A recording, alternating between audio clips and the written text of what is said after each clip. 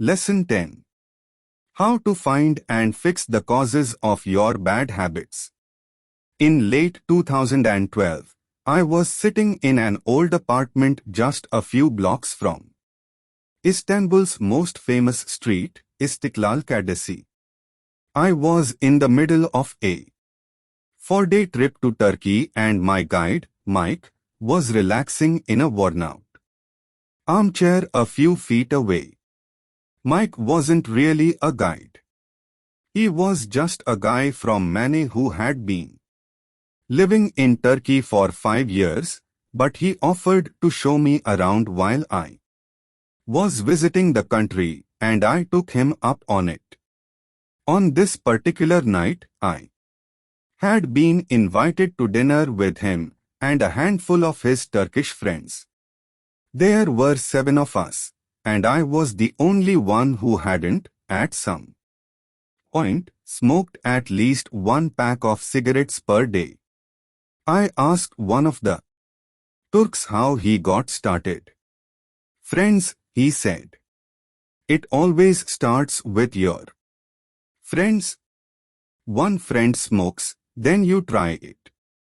What was truly fascinating was that half of the people in the room had managed to quit smoking. Mike had been smoke-free for a few years at that point, and he swore up and down that he broke the habit because of a book called Alan Carr's Easy Way to Stop Smoking. "It frees you from the mental burden of smoking," he said. "It tells you, stop lying to yourself. You know you don't actually want to smoke. You know you don't really enjoy this. It helps you feel like you are not the victim anymore. You start to realize that you don't need to smoke." I had never tried a cigarette, but I took a look at the book afterward out of curiosity. The author employs an interesting strategy to help smokers eliminate their cravings. He systematically reframes each cue associated with smoking and gives it a new meaning. He says things like, "You think you are quitting something, but you are not quitting anything. Because cigarettes do nothing for you. You think smoking is something you need to do to be social, but it's not. You can be social without smoking at all. You think smoking is about relieving stress, but it's not. Smoking does not relieve your nerves, it destroys them." Over and over, he repeats these phrases and others like them. "Get it clearly into your mind," he says. "You are losing nothing and you are making marvelous positive gains not only in health, energy and money but also in confidence, self-respect, freedom and most important of all, in the length and quality of your future life." By the time you get to the end of the book, smoking seems like the most ridiculous thing in the world to do. And if you no longer expect smoking to bring you any benefits, you have no reason to smoke. It is an inversion of the second law of behavior change, make it unattractive. Now, I know this idea might sound overly simplistic. Just change your mind, and you can quit smoking. But stick with me for a minute. Where cravings come from? Every behavior has a surface-level craving and a deeper, underlying motive. I often have a craving that goes something like this: I want to eat tacos. If you were to ask me why I want to eat tacos, I wouldn't say, because I need food to survive. But the truth is, somewhere deep down, I am motivated to eat tacos because I have to eat to survive. The underlying motive is to Obtain food and water even if my specific craving is for a taco. Some of our underlying motives include asterisk. Conserve energy. Obtain food and water. Find love and reproduce. Connect and bond with others. Win social acceptance and approval. Reduce uncertainty. Achieve status and prestige. A craving is just a specific manifestation of a deeper underlying motive. Your brain did not evolve with a desire to smoke cigarettes or to check Instagram or to play video games. At a deep level, you simply want to reduce uncertainty and relieve anxiety, to win social acceptance and approval, or to achieve status. Look at nearly any product that is habit-forming and you'll see that it does not create a new motivation, but rather latches onto the underlying motives of human nature. Find love and reproduce is equal to using Tinder. Connect and bond with others is equal to browsing Facebook. Win social acceptance and approval is equal to posting on Instagram. Reduce uncertainty is equal to searching on Google. Achieve status and prestige is equal to playing video games. Your habits are modern-day solutions to ancient desires. New versions of old vices. The underlying motives behind human behavior remain the same. The specific habits we perform differ based on the period of history. Here is the powerful part: there are many different ways to address the same underlying motive. One person might learn to reduce stress by smoking a cigarette. Another person learns to ease their anxiety by going for a run. Your current habits are not necessarily the best way to solve the problems you face, they are just the methods you learned to use. Once you associate a solution with the problem you need to solve, you keep coming back to it. Habits are all about associations. These associations determine whether we predict a habit to be worth repeating or not. As we covered in our discussion of the first law, your brain is continually absorbing information and noticing cues in the environment. Every time you perceive a cue, your brain runs a simulation and makes a prediction about what to do in the next moment. Cue: you notice that the stove is hot. Prediction: if I touch it I will get burned, so I should avoid touching it. Cue: you see that the traffic light turned green. Prediction: if I step on the gas, I will make it safely through the intersection and get closer to my destination, so I should step on the gas. You see a cue, categorize it based on past experience and determine the appropriate response. This all happens in an instant, but it plays a crucial role in your habits. Because every action is preceded by a prediction. Life feels reactive, but it is actually predictive. All day long, you are making your best guess of how to act given what you have just seen and what has worked for you in the past. You are endlessly predicting what will happen in the next moment.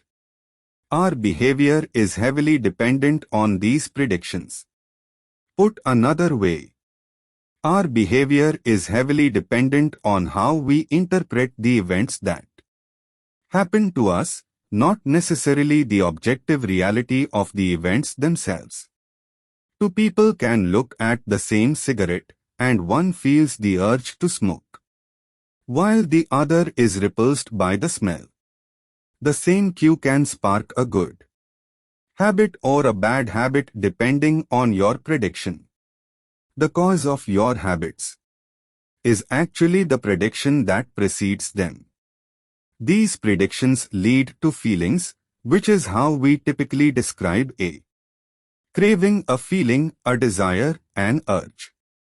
Feelings and emotions transform the cues we perceive and the predictions we make into a signal that we can apply. They help explain what we are currently sensing. For instance, whether or not you realize it, you are noticing how warm or cold you feel right now. If the temperature drops by 1 degree, you probably won't do anything. If the temperature drops 10 degrees, however, you'll feel cold and put on another layer of clothing. Feeling cold was the signal that prompted you to act. You have been sensing the cues the entire time, but it is only when you predict that you would be better off in a different state that you take action. A craving is the sense that something is missing. It is the desire to change your internal state. When the temperature falls, there is a gap between what your body is currently sensing and what it wants to be sensing. This gap between your current state and your desired state provides a reason to act. Desire is the difference between where you are now and where you want to be in the future. Even the tiniest action is tinged with the motivation to feel differently than you do in the moment.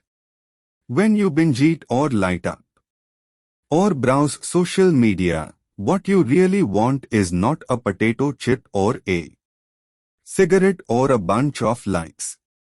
What you really want is to feel different. Our feelings and emotions tell us whether to hold steady in our current state or to make a change. They help us decide the best course of action. Neurologists have discovered that when emotions and feelings are impaired, we actually lose the ability to make decisions. We have no signal of what to pursue and what to avoid. As the neuroscientist Antonio Damasio explains, it is emotion that allows you to mark things as good, bad, or indifferent. To summarize, the specific cravings you feel and habits you perform are really an attempt to address your fundamental underlying motives. Whenever a habit successfully addresses a motive, you develop a craving to do it again. In time, you learn to predict that checking social media will help you feel loved or that watching YouTube will allow you to forget your fears. Habits are attractive when we associate them with positive feelings. And we can use this insight to our advantage rather than to our detriment. How to reprogram your brain to enjoy hard habits. You can make hard habits more attractive if you can learn to associate them with a positive experience. Sometimes all you need is a slight mindset shift. For instance, we often talk about everything we have to do in a given day. You have to wake up early for work. You have to make another sales call for your business. You have to cook dinner for your family. Now, imagine changing just one word. You don't have to. You get to. You get to wake up early for work. You get to make another sales call for your business. You get to cook dinner for your family. By simply changing one word, you shift the way you view each event. You transition from seeing these behaviors as burdens and turn them into opportunities.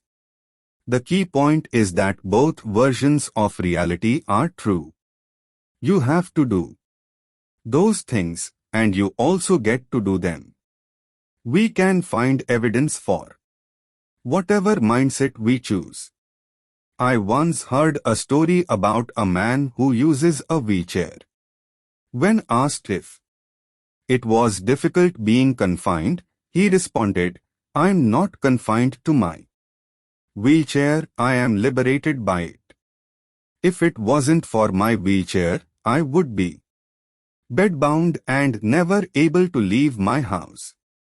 This shift in perspective completely transformed how he lived each day. Reframing your habits to highlight their benefits rather than their drawbacks is a fast and lightweight way to reprogram your mind and make a habit seem more attractive. Exercise. Many people associate exercise with being a challenging task that drains energy and wears you down. You can just as easily view it as a way to develop skills and build you up. Instead of telling yourself, "I need to go run in the morning," say, "It's time to build endurance and get fast." Finance. Saving money is often associated with sacrifice. However, you can associate it with freedom rather than limitation if you realize one simple truth: living below your current means increases your future means. The money you save this month increases your purchasing power next month. Meditation. Anyone who has tried meditation for more than 3 seconds knows how frustrating it can be when the next distraction inevitably pops into your mind. You can transform frustration into delight when you realize that each interruption gives you a chance to practice returning to your breath. Distraction is a good thing because you need distractions to practice meditation. Pre-game jitters. Many people feel anxious before delivering a big presentation or competing in an important event. They experience quicker breathing, a faster heart rate, heightened arousal. If we interpret these feelings negatively, then we feel threatened and tense up. If we interpret these feelings positively, then we can respond with fluidity and grace. You can reframe "I am nervous" to "I am excited and I'm getting an adrenaline rush to help me concentrate." These little mindset shifts aren't magic, but they can help change the feelings you associate with a particular habit or situation. If you want to take it a step further, you can create a motivation ritual. You simply practice associating your habits with something you enjoy, then you can use that cue whenever you need a bit of motivation.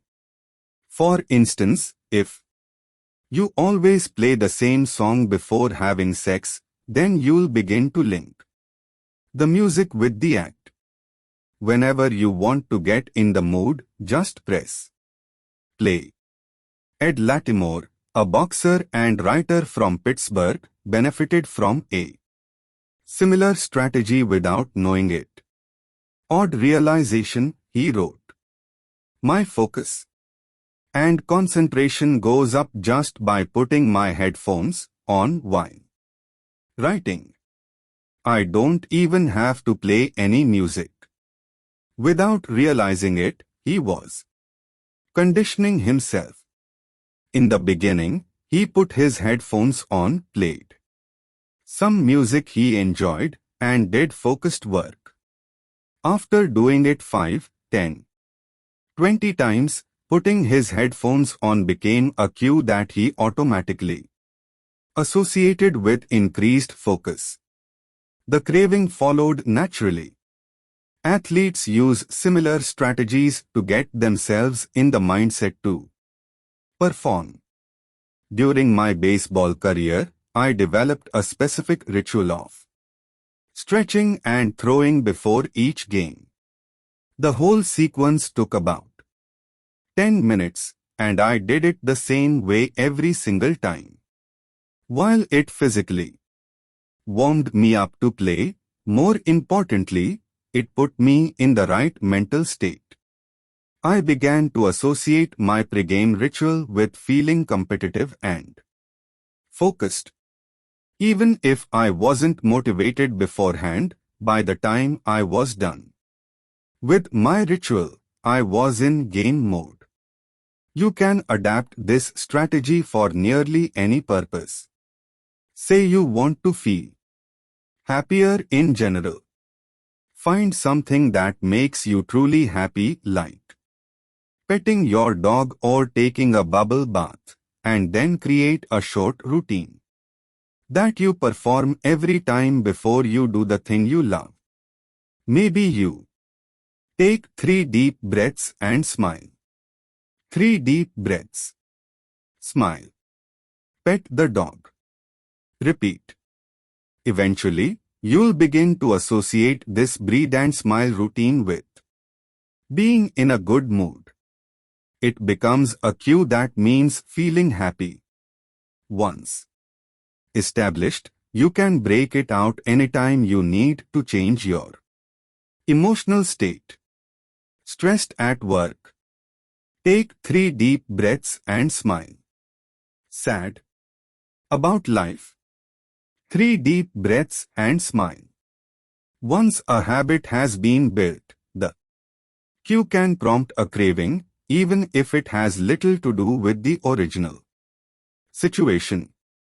The key to finding and fixing the causes of your bad habits is to reframe the associations you have about them. It's not easy, but if you can reprogram your predictions, you can transform a hard habit into an attractive one. Chapter Summary. The inversion of the second law of behavior change is make it unattractive. Every behavior has a surface-level craving and a deeper underlying motive. Your habits are modern-day solutions to ancient desires. The cause of your habits is actually the prediction that precedes them. The prediction leads to a feeling. Highlight the benefits of avoiding a bad habit to make it seem unattractive. Habits are attractive when we associate them with positive feelings, and unattractive when we associate them with negative feelings. Create a motivation ritual by doing something you enjoy immediately before a difficult habit.